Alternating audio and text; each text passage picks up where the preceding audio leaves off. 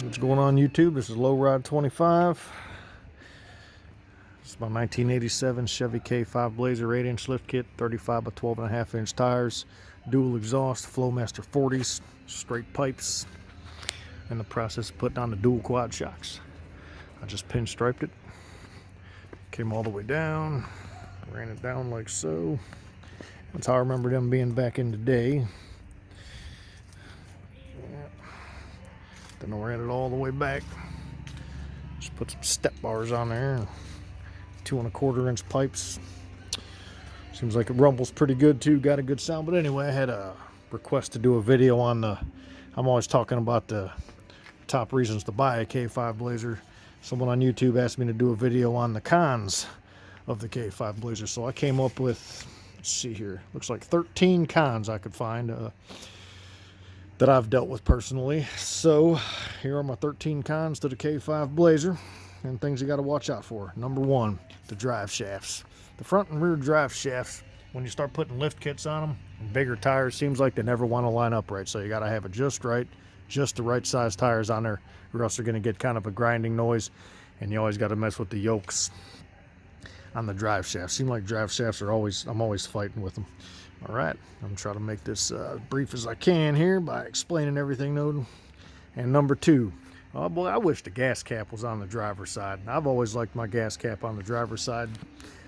On some of the Blazers, I've noticed they put the gas tank right in the same place there, but the gas goes up to the gas filler and goes up behind the license plate, which I like, but I've never seen a K5 Blazer with the gas cap on the driver's side. I like to just get out of my vehicle, walk right back to my gas cap there and fill it up, because when you got it on the passenger side here, you got to get out of your vehicle, either walk around this way or walk around this way, and you're in traffic in a gas station, and if it's busy, you know, you got to really be careful, man. Someone can run you down, you know. So I like having the that's why I'm not wild about having the gas cap on the passenger side. I never liked it. Number 3, the rear tailgate window. These things go up and down just as slow as molasses, and this thing does work here. It works really good, but it seems like you always got to fight with it, because you got this right here it's up against, but you got to keep that there for your rain.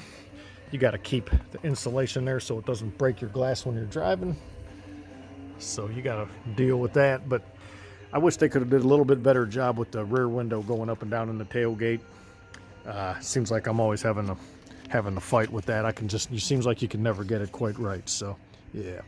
And number 4, I'm not sure if this is really a con, but having a 4-wheel drive system is great, but you got to get it serviced. A lot of people don't service their 4-wheel drive, and it's about $60 to $80 per tire. So take that times 4, you're over 250 something bucks easy.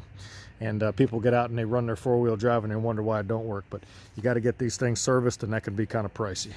But it's good to have there when you need it, boy, let me tell you. Number 5, a lot of them rusted out, unlike this one that was in Southern California its whole life. A lot of them rusted out because they didn't really use good galvanized steel to have for the vehicles. I remember floorboards were famous for rusting out, the side panels, the rockers, everything. And you can see this one here from California. This shows you what salt does to our vehicles up here up north, and what it doesn't to the vehicles from California.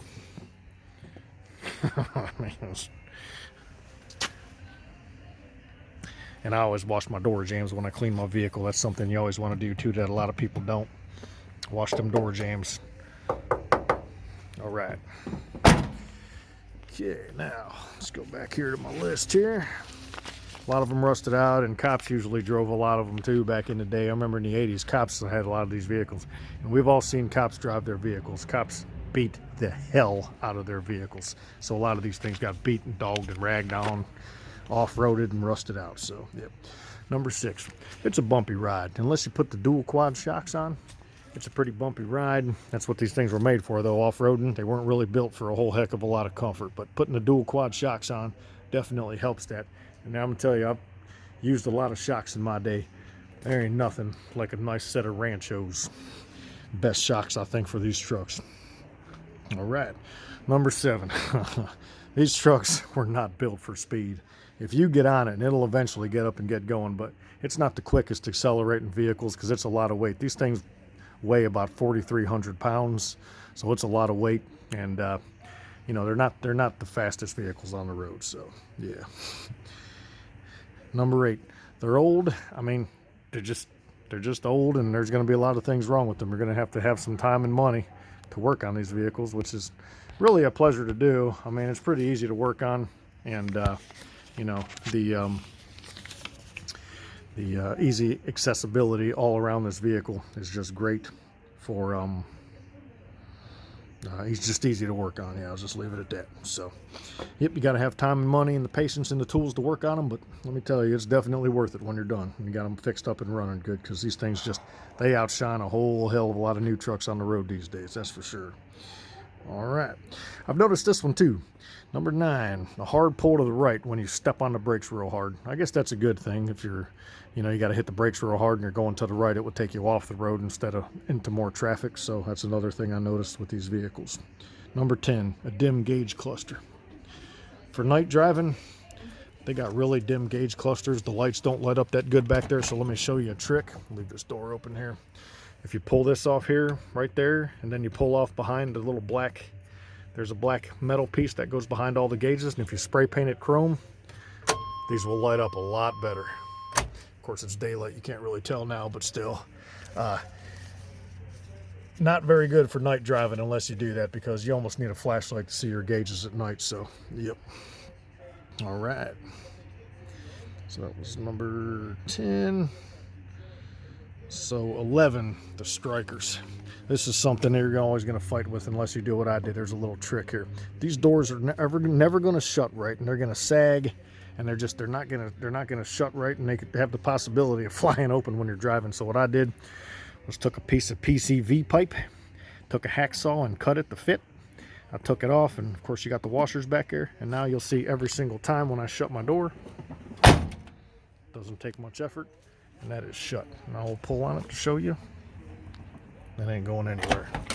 But that's another thing. These strikers here, they could have did a lot better job with the strikers. That's something I've always fought with too. All right, what else we got here?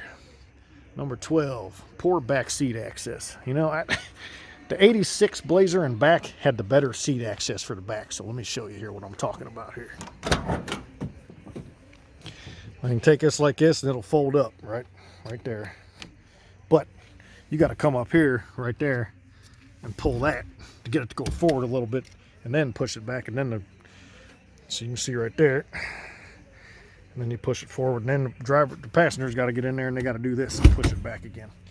I preferred the seats on the 86 and back. Not very good rear seat access there for the back seat. So usually I got like a couple kids, they'll jump in here, instead of doing that, they'll just jump on the seat and fly right in the back through the center console.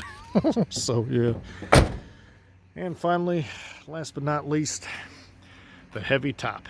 You know, these things were meant to take the tops off, go cruising at the beach, use a convertible. But I'll tell you something, these tops are 182 pounds because I've weighed them. And it takes 2 to 3 guys to get these tops off and putting them back on. And if you accidentally drop this top, you know where it's going. It's going to scratch your paint bad. So you got to be careful. But having the top off is cool, but it's almost not worth the hassle. And then you got to have somewhere to store it.